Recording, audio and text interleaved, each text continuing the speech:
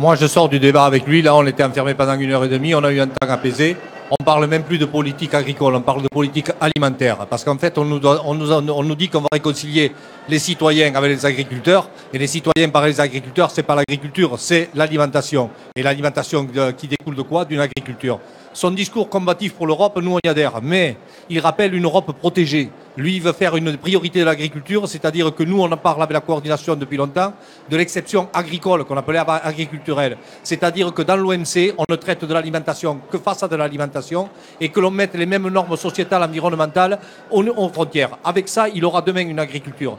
Vous avez vu que aujourd'hui, dans le salon, il est respecté. Mais moi, quand je vois ici, on est à l'excellence, que je vois un éleveur de Salers lui dire, Monsieur le Président, moi, mon revenu ne suffit pas, ça veut dire que même dans l'excellence, aujourd'hui, ça souffre.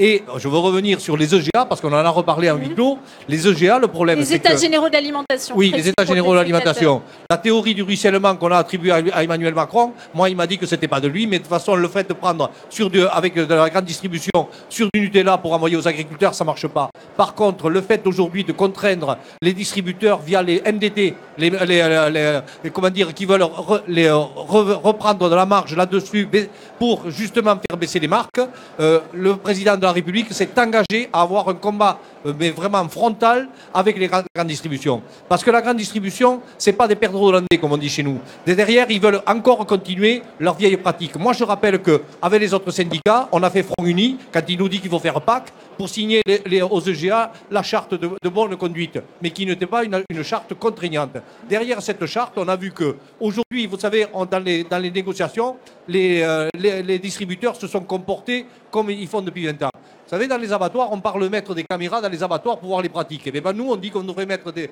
caméras maintenant dans les petites cabines en verre qu'on appelle le passage sur le grill dans ces négociations. Parce que ces gens-là se comportent de façon outrancière. Il est temps de renvoyer du revenu sur l'agriculteur, parce qu'on rappelle que quand même l'an dernier, une grande majorité d'agriculteurs ne tiraient que 350 € par mois.